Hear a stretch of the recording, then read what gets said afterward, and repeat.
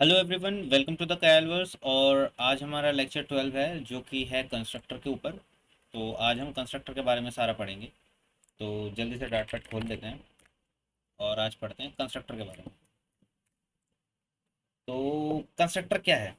आज हमारा टॉपिक जो है वो कंस्ट्रक्टर है। और कंस्ट्रक्टर क्या होता है, कंस्ट्रक्टर क्या होता है वो पढ़ेंगे। और उसके बाद किस किस टाइप के वो कंस्ट्रक्टर्स होते हैं वो पढ़ेंगे। ठीक है, और उनके बारे में पढ़ेंगे जितने भी टाइप के हमारे पास कंस्ट्रक्टर्स होते हैं। अच्छा, कंस्ट्रक्टर्स जो होते हैं वो होते हैं आपके जो ऑब्जेक्ट बनाते हैं ना हम, तो बनाते टाइम आपका एक फंक्शन कॉल होता है जो उस ऑब्जेक्ट को डिफाइन करता है, उसके लिए मेमोरी ऑक्यूपाई करता है, वो उसको कहते हैं कंस्ट्रक्टर। तो इसको हम कह सकते हैं, इसका कोई रिटर्न टाइप नहीं होता है। तो इस वजह से हम इसको कह सकते हैं it is a kind of special member function of the class which called during the initialization instantiation। जब हम उसका इंस्टेंस बनाते हैं ना, मतलब ऑब्जेक्ट बनाते हैं, ऑब्जेक्ट बनाना, ऑब्जेक्ट को इंस्टेंस भी कहते हैं हम।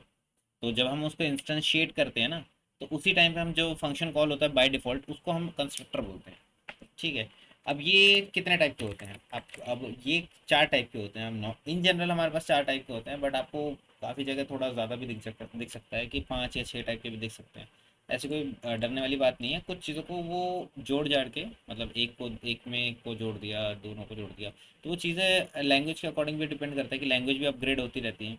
तो उसमें कुछ ना कुछ थोड़े थोड़े फीचर आते हैं और वो उसका टाइप चेंज हो जाता है। तो आपके पास यहाँ पर आता है, सबसे पहले तो मैंने फंक्शन भी आपको सिखाया था, तो उसके भी काफ़ी सारे फीचर्स आपको यहाँ पर काम आएंगे। तो उसमें भी मैं बताऊंगा आपको कहाँ कहाँ क्या क्या काम आएगा। तो सबसे पहले तो हमारे पास होता है एक डिफ़ॉल्ट कंस्ट्रक्टर। ठीक है।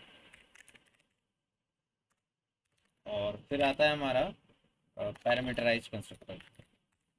Parameterise meterize constructor. फिर आता है हमारा तीसरा जो होता है वो होता है नेम्ड कंस्ट्रक्टर। फिर जो आता है हमारा वो होता है फैक्ट्री कंस्ट्रक्टर। ये हमारे पास मेजरली चार कंस्ट्रक्टर्स होते हैं जो हमें पढ़ने होते हैं, और हमें डेली लाइफ में बहुत यूज़ करते हैं हम इन सारे कंस्ट्रक्टर्स को। तो अब हम स्टार्ट करते हैं। जैसे कि हमारा पहले तो वॉइड में ले लेते हैं। ओके। अब जैसे कि हमारा आप ले लो, जैसे कोई पर्सन ले लो, चलो स्टूडेंट ले लेते हैं। आप स्टूडेंट हो, तो आपके लिए आपके नाम का एक स्टूडेंट बन गया। अब स्टूडेंट का क्या क्या प्रॉपर्टीज़ हो सकती है? जैसे स्ट्रिंग में हो गया उसका नेम हो गया, है ना, उसकी एज हो गई, है ना।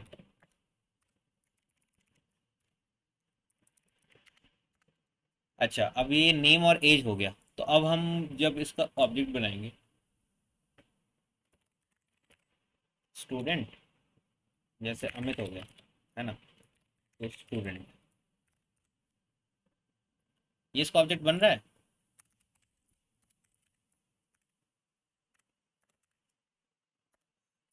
अगर मैं अमित डॉट टू स्ट्रिंग करता हूँ तो इंस्टेंस ऑफ स्टूडेंट, ठीक है। तो यहाँ पर आएगा आपका dot name,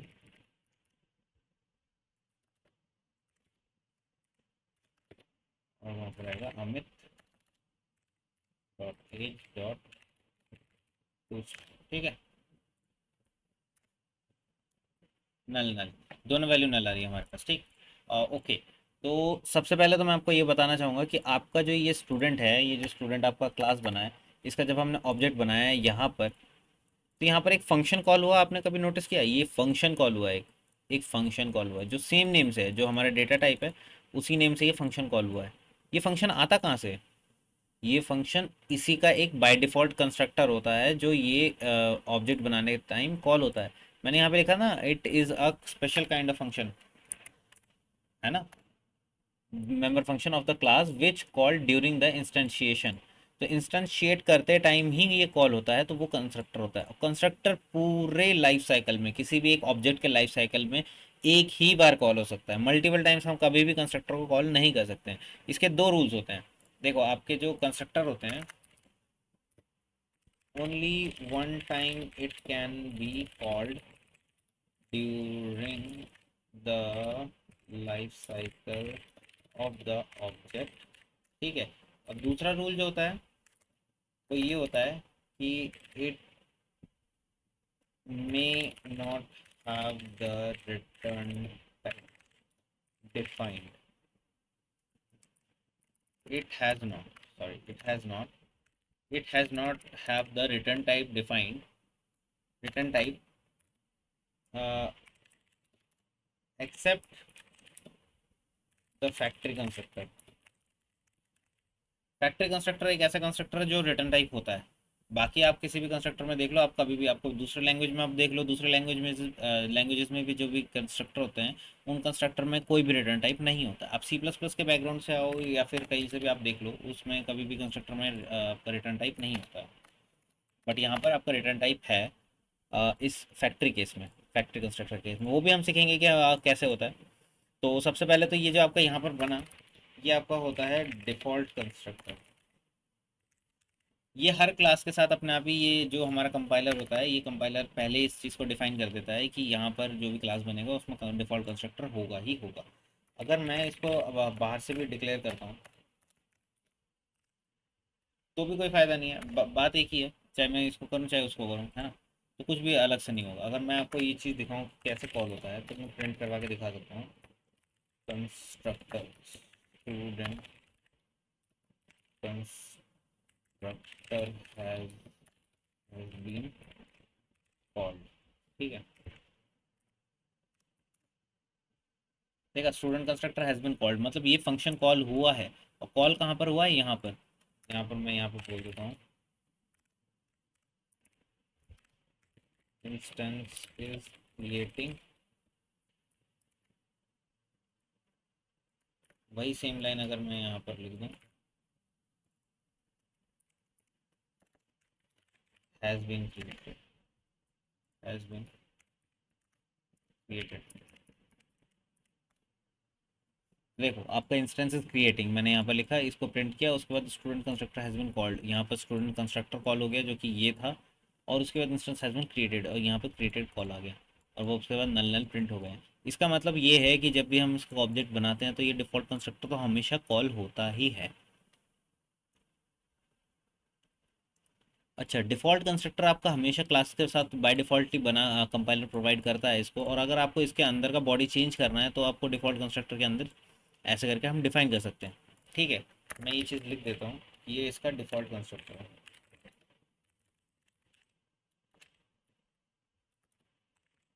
provided by the compiler by default. ठीक है, तो ये आपके डिफ़ॉल्ट कंस्ट्रक्टर हो गया। अब हमारे पास सेकंड आता है पैरामीटराइज्ड कंस्ट्रक्टर। पैरामीटराइज्ड कंस्ट्रक्टर में क्या होता है कि आपका जो कंस्ट्रक्टर होगा, बस उसमें आपको फंक्शन की तरह इसमें पैरामीटर लग जाएंगे। जैसे हमारे पास क्या है यहाँ पर, ये स्ट्रिंग नेम और एज है ना। तो हम क्या करेंगे, स्ट्रिंग नेम ले लेंगे और इंट एज ले लेंगे। ठीक है, तो स्टूडेंट का कंस्ट्रक्टर बन गया यहाँ पर। वहाँ पर मैंने स्ट्रिंग नेम ले लिया, इंटीजर एज ले लिया, और यहाँ पर मैंने इस चीज़ को क्या कर दिया, रीडिफाइन कर दिया। मैंने जो नेम लिया था उसमें मैंने नेम डाल दिया, और जो एज लिया था उसमें मैंने एज डाल दिया। ठीक है, यहाँ पर कुछ तो the unnamed constructor is already defined. Okay, अगर मैंने इसका कंस्ट्रक्टर बना दिया तो हमारे जो डार्ट होता है इसमें मल्टीपल कंस्ट्रक्टर आपका यहाँ पर सिर्फ फैक्ट्री मेथड में ही काम कर सकता है। जो फैक्ट्री मेथड है, फैक्ट्री कंस्ट्रक्टर, बस इसी में आप मल्टीपल कंस्ट्रक्टर को डिफाइन कर सकते हो, बाकी इसमें नहीं कर सकते। इसमें हमेशा एक ही कंस्ट्रक्टर, हमेशा एक ही होगा, चाहे आपका डिफ़ॉल्ट हो चाहे आपका कुछ भी हो, जो भी करना है इसमें करना है। क्योंकि ये फ्लटर इसलिए multiple multiple constructors can be can can not be there. ठीक है, ओके, मल्टीपल कंस्ट्रक्टर नहीं हो सकते हैं।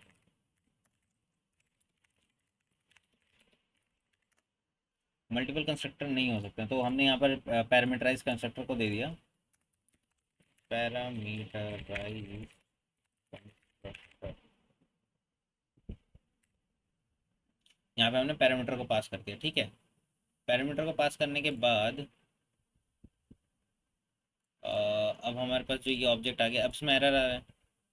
देखो इसमें क्या एरर आ रही है, two optional argument expected by the student dot new but zero found. ये कह रहा है कि इसमें दो हमें आर्गुमेंट्स ये एक्सपेक्ट करता है, बट हमने कुछ भी नहीं दिया है।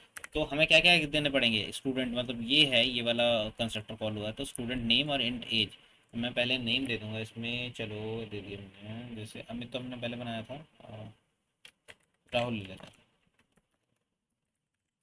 ठीक है। और उसकी एज होगी 20, ठीक है। अब एरर चले गए। अब अगर मैं प्रिंट करता हूँ,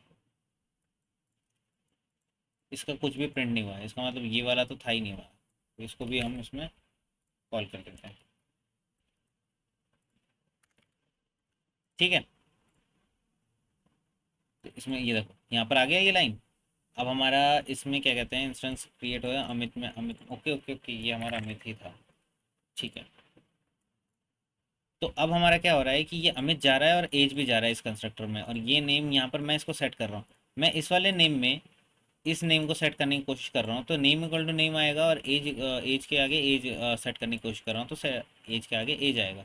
बट ऐसा नहीं हो पा रहा है, जैसे कि आप देख पा रहे हो कि यहाँ पर अमित डॉट नेम, नेम में क्या आ रहा है, नेम को स्ट्रिंग में, एज में स्ट्रिंग में, जब मैंने कन्वर्ट किया तो नल नल आ रहा है, जो कि नहीं आना चाहिए। मैंने जब इसको दे रखा है, वैल्यू दे रखी है, जब इसको सेट होना है तो नहीं हो रहा।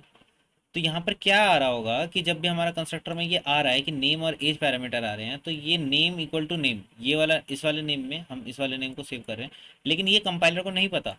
वो दोनों ही जब भी इस नेम को कॉल कर रहा है, तब भी इसको सेम लेक्सिकल एनालिसिस में, जब हमारा कंपाइलर में जब लेक्सिकल फेज जाता है, उसमें हमारा जो कीवर्ड सर्च होता है, तो उसमें यही डिटेक्ट कर पा रहा है हमारा कंपाइलर सिंटैक्स में कि हमारा जो नेम है ये दोनों ही यही है। इस वजह से इसमें इसी को अगर असाइन कर रहा है तो नल में नल असाइन हो रहा है, तो वहीं यहाँ पर नल आ रहा है। लेकिन अगर हमें इसको डिफ्रेंशिएट करना पड़ेगा कि ये हमारा पैरामीटर वाला नेम है और ये हमारा क्लास का नेम है, इसको डिफ्रेंशिएट करने के लिए हमारे पास आता है एक this keyword, this dot name, और एक आता है दिस डॉट एज। तो मैंने जब लगा दिया दिस डॉट नेम, तो वो इस क्लास के अंदर के यहाँ के वेरिएबल्स को चेक करेगा कि अगर वो एग्जिस्ट करते हैं तो वो उसको रिप्लेस कर देगा, उसमें पैरामीटर वाला नेम ले लेगा। बट बाय डिफ़ॉल्ट अगर हमने इसके पहले वाले कंडीशन देखा, तो उसमें ये था कि ये वाले नेम में ही इसको असाइन कर रहा था। सॉरी, मैंने अगर गलत बोल दिया हो तो, कि अगर इस वाले में इसको असाइन कर रहा है, तो ये वाला पैरामीटराइज वाले नेम को ले रहा था और इसी में इसको असाइन कर रहा था, उसको छेड़ ही नहीं रहा था। इस वजह से हमारे पास कोई भी अपडेट नहीं हो रहा था। अब लेकिन अब हमने दिस लगा दिया, यहाँ पर आपका अपडेट हो गया, ठीक है। तो दिस कीवर्ड का ध्यान रखना, this keyword points to the variable inside the class, ठीक है। तो दिस कीवर्ड का ये काम है। अब आपको इतना समझ में आ गया कि किसका क्या काम है, क्या चल रहा है। आपको पैरामीटराइज डिफॉल्ट कंस्ट्रक्टर आ गया, आपको पैरामीटराइज आ गया। अब हमारे पास चलते हैं नेम कंस्ट्रक्टर में। अब हमारे पास यहाँ पर ऑप्शन था ना कि हम मल्टीपल कंस्ट्रक्टर नहीं ले सकते हैं। तो मल्टीपल कंस्ट्रक्टर के लिए हमारे पास एक और टाइप आ जाता है, वो होता है नेम्ड कंस्ट्रक्टर। अगर आपको एक कंस्ट्रक्टर से आपका काम नहीं बन रहा है, आपको एक और कंस्ट्रक्टर चाहिए ही चाहिए, बट आपको मतलब उसको एग्जिस्ट भी करना है और वो भी नहीं करना, तो आप एक काम कर सकते हैं। स्टूडेंट को, जैसे कि हमने टॉपर ले लिया, कोई अगर टॉपर होगा, ठीक है, तो उसके एलिजिबिलिटी क्राइटेरियाज होंगे, है ना, बहुत सारी चीज़ें होंगी। तो हमने इसको एक वो कर दिया, कंस्ट्रक्टर बना दिया, ठीक। तो अब हम क्या करेंगे इसमें, अच्छा, इसमें कंस्ट्रक्टर का एक और शॉर्टकट है, मैं आपको पहले वो बता देता हूँ, इसको तो आपको ईजी लगेगा। जो हमने यही चीज़ करी ना, इसी चीज़ को अगर मैं सिमिलर वे में करना चाहूँ, अगर शॉर्ट फॉर्म में, इन शॉर्ट हैंड, तो स्टूडेंट, मैंने जैसे लिखा स्टूडेंट, मैं ये करली ब्रेस जो बॉडी है ना, मैं इसको नहीं दूंगा, क्योंकि मुझे पता है कि ये सिर्फ वैल्यू असाइन ही तो करनी है, और ये वैल्यू यहाँ पे जो है एग्जैक्ट प्रिंट करने हैं। तो मैं सीधे सीधे क्या करूँगा कि मैं ले लूँगा दिस कीवर्ड का यूज़ करके, डायरेक्ट ले लूँगा दिस नेम, ठीक है, comma this dot age, semicolon, ये यहीं पर ही एंडिंग हो गया। तो ये कंस्ट्रक्टर क्या करेगा कि दिस नेम, ये दिस नेम में ही डायरेक्ट इस नेम को जब एक्सेप्ट करेगा, तो वो दिस नेम में ही स्टोर करवा देगा, और जब इस 20 को लेगा तब दिस एज में स्टोर करवा देगा। ठीक है, जैसे ये सीक्वेंस में है वैसा ये भी सीक्वेंस में होना चाहिए, दोनों ही फंक्शन है, कोई भी अलग नहीं है। और अब हम यहाँ पर मैंने आपको कहा था कि आपको फंक्शन काम आएगा, वो फंक्शन इस वजह से काम आएगा क्योंकि जब हम इसमें लिखते हैं ना, तो जब अगर सीक्वेंस मेंटेन नहीं करना होता है हमें, name dot this dot age, ठीक है, अब हमें सीक्वेंस मेंटेन नहीं करना है। देखो यहाँ पर भी एरर आ गया है ना, अगर मैं इसी चीज़ को, इसी लाइन को दोबारा लिखूँ तो मुझे ऐसे लिखना पड़ेगा, नेम कॉलन अमित, उसका comma age colon Amit colon 20। तो मैं यहाँ पे पैरामीटर मतलब पैरामीटर को भी मैं मैनिपुलेट कर सकता हूँ कि अगर मुझे उसमें नेम देने हैं, अगर पैरामीटर के भी नेम देने हैं तो मैं करली ब्रेसेस लगा दूंगा यहाँ पर, जिससे कि ये सीक्वेंस को मेंटेन ना करते हुए चलेगा, और ये सब भी मैं मेंटेन कर सकता हूँ। तो ये आपको जैसे भी फंक्शन चलता था वैसे सेम चलेगा इसमें, पैरामीटर और वो सब। तो आप इस चीज़ का ध्यान रखना। तो अभी हम इस नॉर्मल वाले को लेके चलेंगे, फिलहाल के लिए तो अभी नॉर्मल वाले को लेके चलेंगे। इसको चलते हैं, अगर हमें टॉपर डिफाइन करना है, मान लीजिए आपको टॉपर डिफाइन करना है, तो अब हम शॉर्ट हैंड से, अब शॉर्ट हैंड से समझ जाएंगे कि मैंने शॉर्ट हैंड यूज़ किया। अब मैं इसको करूँगा दिस डॉट नेम कर देते हैं, चलो ठीक है। और ये जो सेमी कॉलन है ना आपका, यहाँ पे लाइन ख़त्म नहीं होगी, यहाँ पर मैं कर दूंगा कॉलन एज इक्वल टू 18। अब मैं आपको इसका मतलब समझाता हूँ कि जो भी जैसे कि मैं यहाँ पर एक और वो ले लेता हूँ, स्टूडेंट राहुल ले लिया, ठीक है। तो मैंने उसको क्या किया, स्टूडेंट डॉट टॉपर करली ब्रेसेस राहुल।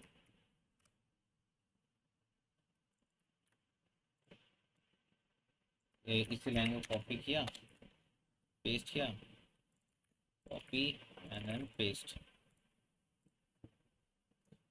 अब यहाँ पर क्या हुआ है कि इंस्टेंसेस क्रिएटिंग, ये तो आपका ऊपर वाला था जो भी था कंटेंट, है ना, आपका कंस्ट्रक्टर का ये कॉल हुआ, यहाँ पे ये सेट किया इसने। ओके, तो आपका जहाँ पे ये अमित सेट हुआ तो उसने क्या क्या यूज़ किया, पैरामीटराइज कंस्ट्रक्टर जिसमें दो नेम और एज आ रहा है ना, तो ये वाला कंस्ट्रक्टर इसने यूज़ किया। लेकिन जब नीचे मैंने राहुल को डिफाइन किया तो डॉट टॉपर कर दिया मैंने, स्टूडेंट मतलब जो एक कंस्ट्रक्टर था उसका एक मैंने वेरिएंट यूज़ किया जो टॉपर वेरिएंट नाम से था, स्टूडेंट डॉट टॉपर के नाम से। मैंने उसमें राहुल पास कर दिया, जो कि ये दिस नेम में इसने स्टोर करा लिया, जैसे हमने अभी ऊपर शॉर्ट हैंड में पढ़ा, तो उसमें इसने दिस नेम में डायरेक्टली सेव करवा दिया। उसके बाद मैंने लगाया कॉलन, कॉलन के बाद मैंने डिफाइन किया जो मुझे यहाँ पर कॉमनली देना था, जैसे कि मुझे एज करनी थी, अगर टॉपर की होगी तो वो बाय डिफ़ॉल्ट 18 होगी, तो मैंने बाय डिफ़ॉल्ट 18 की जगह मैंने इसको एज 18 लिख दिया यहाँ पर। तो यहाँ पर आपका शॉर्ट हैंड यूज़ हो गया। तो ये आता है आपका यहाँ पर नेम कंस्ट्रक्टर, इसको कहते हैं कि आप हर कंस्ट्रक्टर को भी अलग अलग नेम दे सकते हैं। यहाँ पर आपका मल्टीपल वो आ सकता है, जैसे अगर लूज़र भी हो, दिस डॉट नेम, मैं उसकी एज 30 डिफाइन कर सकता हूँ, ठीक है। तो यहाँ पर मैंने एक और कंस्ट्रक्टर लिया जिसका नाम मैंने लूज़र रख दिया बस, लेकिन ये काम वही कर रहा है, ये कंपाइल भी हो रहा है और रन भी हो रहा है, तो इसका मतलब यहाँ पर आपका सिंटैटिकली भी सही है और आपका लॉजिकली भी सही है, तो इसमें कोई दिक्कत नहीं है। आपका डॉट लूज़र, अगर मैं इसको फिर टॉपर की जगह लूज़र भी करता हूँ तो भी आपका चलेगा। आ गई राहुल की एज 30, बिल्कुल। यहाँ पर ये आपका कंस्ट्रक्टर ये वाला कॉल हुआ है, तो ये आपका यहाँ पर नेम्ड पैरामीटर भी यूज़ हो गया, मल्टीपल पैरामीटर मल्टीपल कंस्ट्रक्टर भी आप यहाँ पे ऐसे डिफाइन कर सकते हो, ठीक है। तो अब तक यहाँ पर यहाँ तक हम चले हैं। ओके, तो अब देखो एक एग्जांपल रहा हमारा। यहाँ पर अब हम क्या कर सकते हैं, okay okay okay okay okay, हाँ ठीक है। अब हम इसमें एक चीज़ और कर सकते हैं, जैसे कि हमारा एक स्टूडेंट है, ठीक है, तो स्टूडेंट के लिए हम एक कंस्ट्रक्टर बना सकते हैं, है ना, जो कि एक वो करे, पास करे। और उसमें इसके लिए हमें एक काम करना पड़ेगा कि यहाँ पर एक स्टूडेंट लेना पड़ेगा, स्टूडेंट स्टूडेंट स्टूडेंट। अच्छा, एक फैक्ट्री बनाते हैं हम, पहले सबसे पहले एक फैक्ट्री बनाते हैं, फिर देखते हैं कि क्या क्या रिक्वायरमेंट है। हमने कंस्ट्रक्टर लिया इसी का, ठीक है। अब हमें उसमें चाहिए स्ट्रिंग नेम, नेम ले रहे हैं, इससे ज़्यादा हम अभी कुछ नहीं ले रहे हैं, पहले नेम ले रहे हैं। चलो एज भी ले लेते हैं, अगर ज़रूरत पड़ेगी तो हटा देंगे। फैक्ट्री बनाया मैंने स्टूडेंट के लिए, स्टूडेंट के लिए जब फैक्ट्री बनाया तो उसमें मैंने एक चेक किया कि इफ़ लगाया, मैंने कंडीशन लगाई मैं इसमें कंडीशन लगा सकता हूँ इस वाले कंस्ट्रक्टर में, और ऊपर भी लगा सकता था, ऐसा नहीं है नहीं लगा सकता, बट मैं इसमें रिटर्न कर सकता हूँ। मेरे पास एक पावर है कि मैं इसमें रिटर्न कर सकता हूँ, ठीक है। तो फैक्ट्री मैंने स्टूडेंट लिया, और factory factory factory okay factory factory, if इसमें मैं कंडीशन क्या लगाऊं कि एज जो होगी वो ग्रेटर देन 18 होनी चाहिए, ठीक है। And name dot is not empty होना चाहिए, मतलब एम्प्टी नहीं होना चाहिए, ठीक है। तभी वो क्या करेगा कि कंस्ट्रक्टर रिटर्न करेगा, अदरवाइज यहाँ पर मैं लिख देता हूँ रिटर्न, ये रिटर्न कंस्ट्रक्टर रिटर्न कर सकता है, ठीक है। और स्टूडेंट अगर बड़ा है और नेम नहीं है तो स्टूडेंट डॉट टॉपर भी वो दे सकता है, ठीक है, नेम दे देगा। अदरवाइज क्या करेगा, वो रिटर्न कर देगा student dot loser, loser return कर देगा नेम से, ठीक है। यहाँ पे क्या दिक्कत आएगी, ओके, ठीक है, आपका ये फैक्ट्री बन गया। अब फैक्ट्री मेथड क्या करता है कि आपके फैक्ट्री आप पढ़ोगे जब, यहाँ पे फैक्ट्री मेथड्स होते हैं आपके बहुत सारे। जब आपकी कोई चीज़, एक ही चीज़ को बार बार हम रिटर्न कर रहे होते हैं तो वो हमारा होता है फैक्ट्री टाइप, ठीक है। तो ऐसा कुछ इसमें है नहीं, बट इसमें आप जब भी वो ऑब्जेक्ट बनाओगे, जैसे कि आपने यहाँ पर कोई वैल्यू दी जैसे कि नेम कंस्ट्रक्टर एंड, ठीक है, ओके, हाँ। यहाँ पर देखिए, जैसे कि ये आपका अमित था, अमित स्टूडेंट था जिसने कि जिसकी एज 20 थी और अमित नेम था, ठीक है। तो यहाँ पर ये स्टूडेंट जा रहा है, तो जाते ही इसने फैक्ट्री वाले पे वो किया, फैक्ट्री वाले को लिया इसने। फैक्ट्री लेते ही इसने एज को 18 देखा, कि कंपेयर किया, एज 20 थी, ग्रेटर देन 18, पास हो गया, ट्रू हो गया। और ए नेम जो है वो is not empty, not empty मतलब एम्प्टी नहीं होना चाहिए, एम्प्टी नहीं था। तो इसने क्या किया कि रिटर्न कर दिया स्टूडेंट डॉट टॉपर नेम के साथ, नेम दिया इसने, इसमें एज नहीं पास की इसने, जो टॉपर में हमें चाहिए भी नहीं था। ये टॉपर में क्या था कि उसकी एज 18 कर देगा, है ना। तो इसने 18 कर दी। वहीं पे अगर मैं राहुल का बताऊं तो राहुल का इसने क्या किया कि राहुल का इसने लूज़र लूज़र वाला कॉल कर दिया इसमें डायरेक्ट ही। बट मैं अगर इसको भी अगर वो करूं, राहुल की एज में इसमें कर दूं 16, है ना, तो राहुल की एज 30 आ रही है। तो अब ये डिफाइन कर रहा है, जैसे कि मैं अगर वो करूँ स्टूडेंट डॉट राहुल 16 गया, तो 16 लेस देन था, यहाँ पर ये फॉल्स हो गया, तो फॉल्स होते ही ये वाला रिटर्न करेगा स्टूडेंट डॉट लूज़र, और यहाँ पर राहुल का नेम पास कर देगा। पास करते ही ये लूज़र वाले पे चला जाएगा और एज की 30 कर देगा इसका। तो अमित और राहुल की एज 18 और 13 इस बेसिस पे हुई है कि यहाँ पर एक फैक्ट्री फैक्ट्री मेथड था जो मल्टीपल कंस्ट्रक्टर को ये रिटर्न कर पा रहा है। जो नेम कंस्ट्रक्टर को पहले यूज़ किया, उसको नेम कंस्ट्रक्टर के बाद हमने उसको फैक्ट्री कंस्ट्रक्टर में यूज़ किया कि उसको कैसे रिटर्न करना है, ठीक है। हो सकता है कि हमारे पास अगर यहाँ पर हमने टॉपर है तो उसको नेम से, और इसका अगर होगा तो हम उसका चाहे कुछ भी नेम हो हम इसको लूज़र नेम से दे देंगे। तो यहाँ पे इसका लूज़र नेम हो गया, ठीक है, 30 एज और लूज़र नेम। तो यही सभी यही होता है हमारे पास कि कैसे इस कंडीशन बेसिस पे हम कौन सा कंस्ट्रक्टर कॉल कर रहे हैं, ये भी हम मेंटेन कर सकते हैं। तो यही था हमारा कंस्ट्रक्टर का टॉपिक, और इसी टाइप के और भी कंस्ट्रक्टर आपको मिलते रहेंगे, छोटे छोटे चेंजेस आते ही रहते हैं वैसे भी, लैंग्वेज अपडेट होती है तो फैक्ट्री वाला हम वहाँ पर यूज़ करते हैं जहाँ पर हमारा कैशिंग वैशिंग ही होता है, और या फिर हमें किसी एक स्पेसिफिक कंडीशन पे ही हमें एक कंस्ट्रक्टर रिटर्न करना होता है, बाकी नहीं करने होते हैं।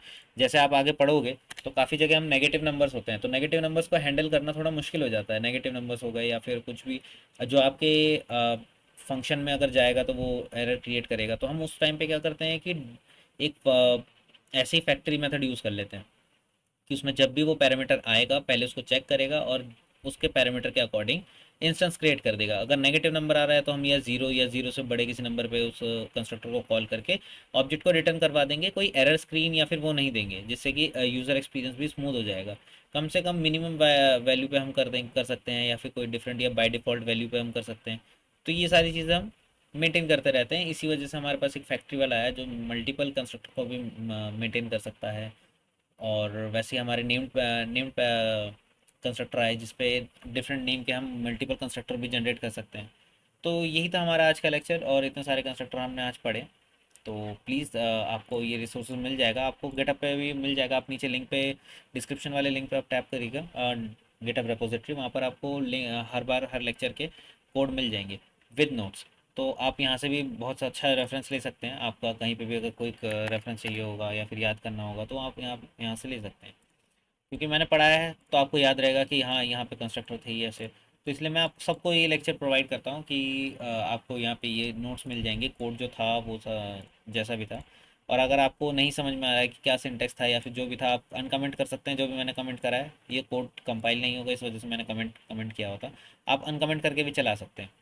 ठीक है, तो आज के लिए लेक्चर यही था। हम नेक्स्ट लेक्चर में हम आगे का भी टॉपिक्स लेकर आएंगे और ऐसे ही कवर करते रहेंगे।